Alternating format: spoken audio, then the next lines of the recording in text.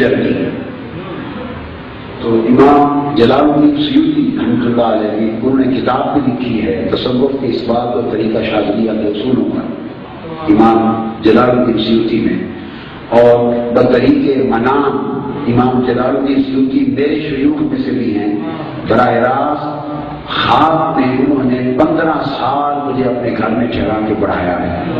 15 سال میں اسے تلمس کیا، پڑھا، اور انہوں نے مجھے اپنا بیٹا قرار دیا اور وارث بنایا، ان کی وضاحت دی ہے۔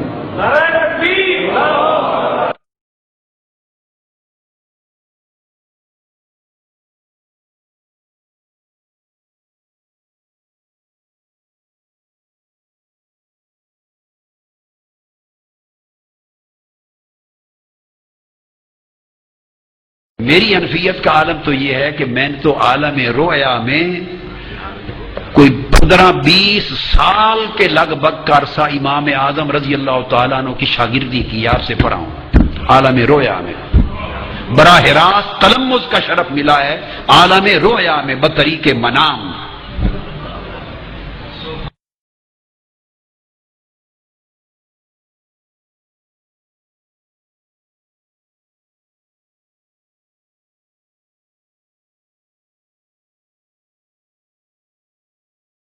میں عالم رویا میں، خواب میں، عالم رویا میں، اللہ کی عزت کی قسم، تاجدار کائنات کے نالے پاک کی قسم، عالم رویا میں 9 سال تک امام اعظم و حنیفہ سے پڑھا ہوں۔ اگر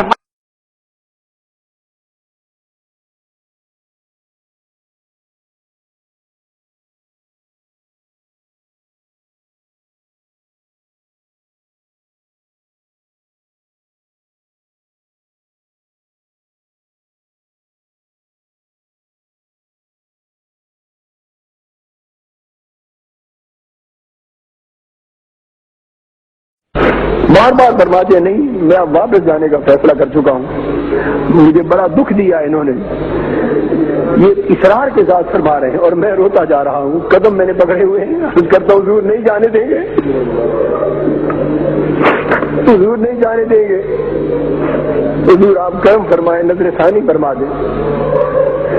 بڑی دیر رونے التجا کرنے کے بعد آقا کی طبیعت مقدسہ میں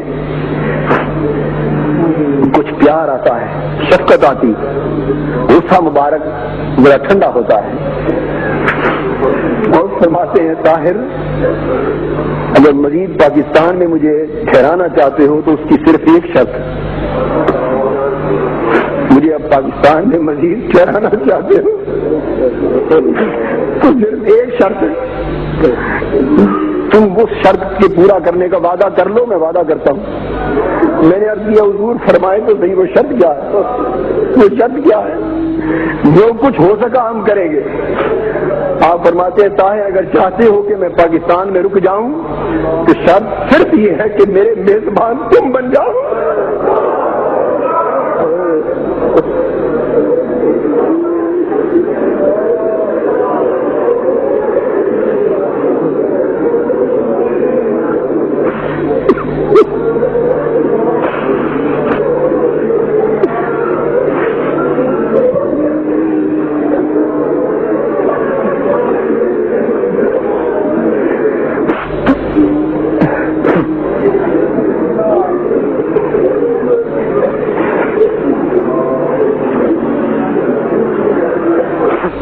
میرے میزبان تم بن جاؤ۔ پھر رکتا ہوں یہاں، بار کرتا ہوں آقا مجھے انکار نہیں، بڑی سعادت ہے پر میں اس قابل کا، میں تو بڑا کمزور اور ناتواں آدمی ہوں، حضور میں میزبانی کیسے کر سکوں، مجھ سے کیسے میزبانی ہوگی؟ فرماتے ہیں بس شرط ایک ہے، تم مجھ سے وعدہ کر لو، مجھے وعدہ کر لو میری میزبانی کا، تو تنہا تم وعدہ کر لو، پھر میں رکنے کا وعدہ کر لیتا ہوں۔ میں رو رو کے ہاتھ جوڑتا ہوں، عرض کرتا ہوں حضور میں نے آپ سے وعدہ کر لیا،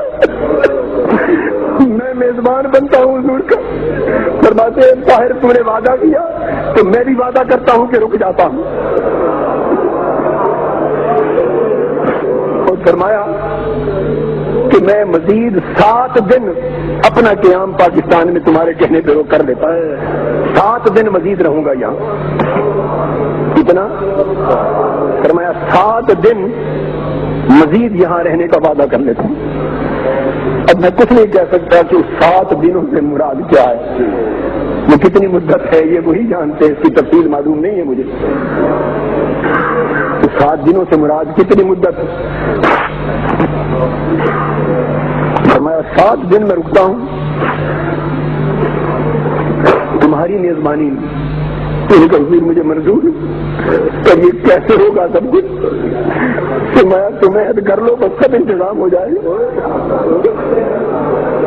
سب انتظام ہو جائے گا. پھر مجھ سے فرماتے ہیں ایک بات اور وعدہ کرو مجھ سے, میرا ٹھہرنے کا انتظام بھی تم نے کرنا ہوگا, میرے کھانے پینے کا انتظام بھی تمہارے سپرد ہوگا. پاکستان میں جہاں کہیں آؤں گا جاؤں گا وہ ٹکٹ اور انتظام آمد و رفت بھی تمہارے سپرد ہوگا. اور جب واپس مدینہ جانا ہوگا تو مدینے تک کا ٹکٹ بھی تم لے کر دو گے. یہ سارا انتظام تمہارے سپرد ہوگا. یہ وعدہ کر لو. میں نے عرض کیا حضور یہ سارا وعدہ ہو گیا.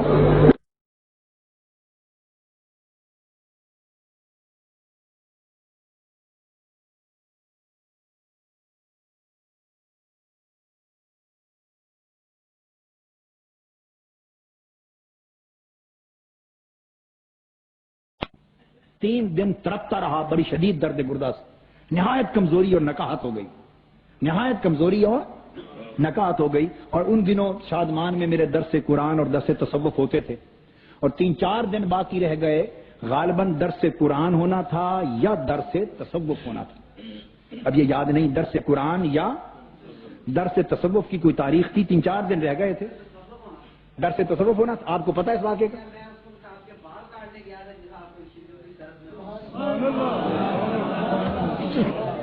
یہ خجام ہیں بتا رہے ہیں کہ جس وقت کی آپ بات کر رہے ہیں اس درد میں آپ تڑپ رہے تھے, میں آپ کے بال کاٹنے گیا تھا.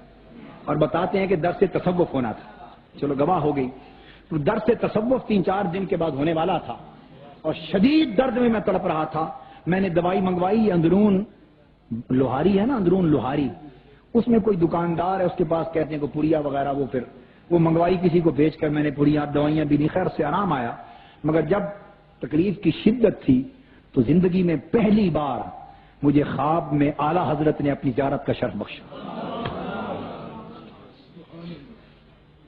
اس درد گردہ میں شدت میں جب تڑپ رہا تھا, پہلی بار زندگی میں کرم کیا اور خواب میں اپنی زیارت اور اپنی شفقت سے نوازا. اور میں نے خواب دیکھا کہ میں کہیں گھر سے باہر گیا ہوں اور مجھے کسی نے باہر بتایا ہے کہ تم باہر پھر رہے ہو اور اعلیٰ حضرت تمہاری عیادت فرمانے کے لیے تشریف لائے ہوئے گھر میں بیٹھے. میں دوڑا گھر آیا ہوں تکلیف میں. اعلیٰ حضرت چارپائی پہ تشریف فرما ہے. حضرت مولانا شاہ احمد رضا خان صاحب رحمت اللہ تعالی علیہ قدس السر العزیز تشریف فرما ہے. اور آپ نے سفید احرام باندھا ہوا ہے. سفید احرام, اوپر بھی جس طرح احرام ہوتا ہے نیچے اس لباس میں. یہ لباس بھی ان کی شان بتا رہی ہے کہ کیا شان ہے. یعنی روح ان کی گویا ہر وقت ہمہ وقت احرام میں. یہ مقام روحانی. اس حالت میں میں آیا. اعلیٰ اٹھ کھڑے ہوئے اور مجھے اپنے سینہ مبارک سے لگایا. میں نے عرض کیا حضرت آپ نے کیوں تکلیف فرمائی؟ تو آپ نے فرمایا بیٹا یہ جو بھی شفقت بھرا کلمہ ارشاد فرمایا تمہیں بہت تکلیف تھی, ہمیں اطلاع ملی, ہم تمہاری عیادت کرنے کے لیے آئے, تمہاری طبیعت اور مزاج پرسی کے لیے میں آیا. اور جب اعلیٰ حضرت اٹھے مجھے سینے سے لگانے کے لیے, لا الہ الا اللہ محمد رسول اللہ, ان کے جو احرام کا کپڑا تھا مجھے ملنے سے پہلے سینے سے اتر گیا. ان کا سینہ مبارک ننگا ہوا اور اس سینے کے ساتھ جب مجھے دبوچا تو ان کا جو فیض تھا وہ ٹھنڈک کی طرح ان کے سینے سے مجھے منتقل ہوا. تو کپڑا درمیان سے ہٹ گیا.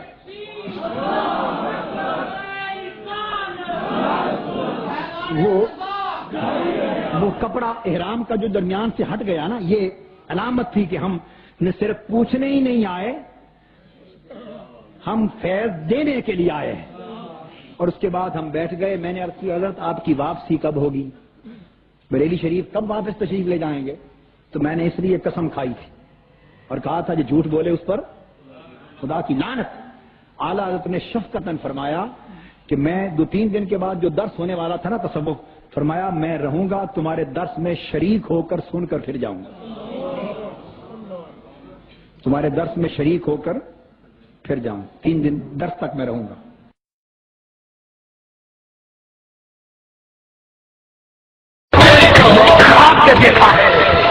میں نے خواب سے دیکھا ہے کہ میری تحریر اس کے پورے لشکر کو حضرت امام مہدی کے قیادت اور جھنڈے کے نیچے قبول کر لیا گیا.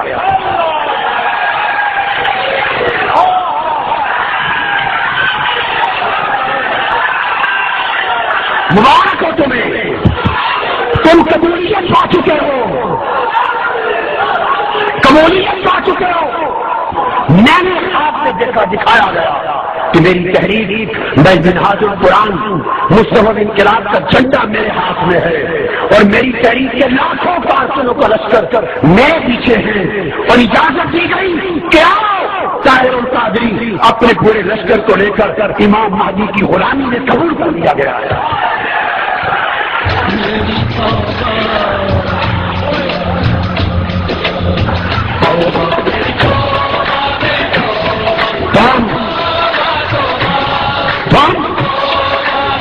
آخری امام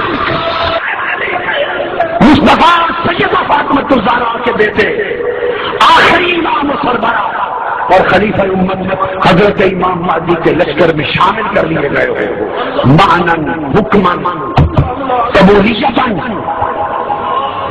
اور پھر میں نے خواب میں دیکھا اسی میں جب آپ قبول ہو گئے، مختلف قائد اپنے اپنے دستوں لشکروں کو لا رہے تھے جن کو قبولیت کا عزت مل گیا تھا اور امام مہدی کے جھنڈے کے نیچے جمع ہوتے جا رہے تھے. اچانک سیدنا امام مہدی علیہ السلام نے فرمایا خاموش ٹھہر جاؤ، عیسیٰ علیہ السلام کا نزول ہو رہا ہے. کسی نے یہ خواب رہا، کسی نے عیسیٰ علیہ السلام ان کی زیارت ہوئی، ان کی سعادت کرایا گیا اور یہ پورا لشکر پھر سیدنا عیسیٰ علیہ السلام کی قیادت اور امام مہدی علیہ السلام کی قیادت میں اپنے پورے لشکر کو لے کر دجال اور بہت کی تعریف ہو گئے. اور آقا آپ کے کتوں کی قطار کی بیٹھنے کے قابل نہ تھا، مگر یہ آپ کا کیا ہے اور نئی تحریک کے سب سپاہیوں کو قبول کر کے اپنے لاڈلے امام مہدی کے جھنڈے کے نیچے جمع کر دیا. یہ کیا ہے؟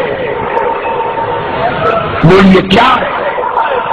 2 ہی باتیں ہیں، یا میں جھوٹ بول رہا ہوں، اور اگر میں جھوٹ بول رہا ہوں یہ خواب میں نے نہیں دیکھا تو جھوٹے پر خدا اور مصطفیٰ کی لعنت ہے. اور اگر یہ دکھایا گیا تو ان پاپوں کے خواب کبھی غلط بولیے غلط نہیں ہوتے. اگر دکھایا گیا تو یقین کر لو کہ آپ قبول ہو چکے. بولو آپ قبول ہو چکے، قبول ہو چکے. جب قبولیت کا پروانہ مل گیا تو غفلت کیسی؟ اٹھو پرچم ہاتھ میں لے کر غیرت ایمانی کا ثبوت دے کر اس ملک میں سمندر بپا دو.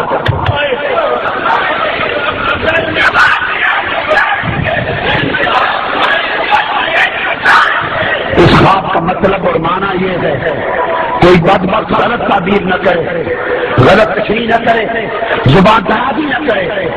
اس کا معنی یہ ہے کہ ہماری عاجزانہ کوششیں، ہماری غلامانہ کوششیں، ہماری خادمانہ کوششیں جو کسی کام کی نہ تھیں، حضور کے نالین سے صدقے اس بڑے انقلاب کے لیے جس پر امام مہدی کی قیادت ہوگی اللہ نے اس میں قبولیت کا شرف اور پروانہ عطا کر دیا. آپ اللہ کے ہاں قبول ہو گئے، مصطفیٰ کے ہاں قبول ہو گئے. وہ معلوم نہیں کب آئیں گے، ہماری کتنی نسلوں کے بعد آئیں گے، کب آئیں گے. وہ جب بھی آئیں گے مگر ہمارا شمار ان کے عظیم لشکر کے چھوٹے چھوٹے دستوں میں کر لیا گیا. اب کچھ خوشخبری پہ سننے کے بعد بھی غفلت سے درد ہو گئے. مجھے شرمسار کرانا چاہتے اس بارگاہ میں شرمسار کرانا چاہتے تھے. اگر آپ اس انقلاب کے لیے خود تیار نہیں ہوتے، تن من فن نہیں لٹاتے، اپنا کردار نہیں بدلتے، اپنی زمینوں کو سچوں کے لیے نیچے نہیں کرتے، اس کے دامن نہیں چڑھاتے اور قربانیاں نہیں دیتے، دوسروں کے ساتھ اچھا اخلاق نہیں رکھتے، خاندان کی طرح رشتہ مواخات نہیں بناتے، اگر اس کام کے لیے تیار نہیں ہے تو مجھے بتا دو، میں پھر سرزمین پاکستان چھوڑ کے کہیں اور ہجرت کر جاؤں. بتا دو مجھے، پھر میں کہیں اور ہجرت کر جاؤں. تو اللہ کی بارگاہ میں عرض کروں، مولا پاکستان والوں کو میری ضرورت نہیں ہے، یا جنگ لو اور مہینوں کے اندر لاکھوں کروڑوں افراد کا سمندر پیدا کر دو، مایوسیوں کو ٹھکرا دو، مت لال فضول گفتگو کرو، ذہنوں کو پختہ کرو، وقف ہو جاؤ یا عمل کرو. یہ مجھے جواب دے دو. آپ کو میں نے کیا پکارا؟ امام مہدی علیہ السلام نے پکار لیا ہے، میں نے پکار لیا. جب اپنے جھنڈے کے نیچے آپ کو کھڑا کر لیا، غلام بنا لیا، اپنی فوجوں میں سپاہی بنا لیا، تو پھر انہوں نے پکار لیا. اب فیصلہ دو ٹوک ہونا چاہیے، مومنانہ فیصلہ. میں منافقت نہیں چاہتا. ہر سال تجدید ہے، آپ اٹھے گھر جائیں، ٹھنڈے پر جائیں، کام نہ ہو تو مجھے کیوں شرمسار کرتے ہیں؟ بتائیں گے میں کسی گوشے میں بیٹھ جاؤں اور تفسیر قرآن کو مکمل کروں اور دیگر علمی کام مکمل کروں اور آنے والی نسلوں اور صدیوں کے لیے دین کا علمی تجدیدی کام کروں؟ اگر چاہتے ہو تو اس سے بڑھ کر اور اس کے ساتھ انقلاب کا کام بھی ہو تو انقلاب کے لیے مجھے لاکھوں کروڑوں افراد کا سمندر چاہیے. وہ آپ بن کے دکھاتے ہیں یا نہیں؟ بتائیے ہاتھ کھڑا کر کے.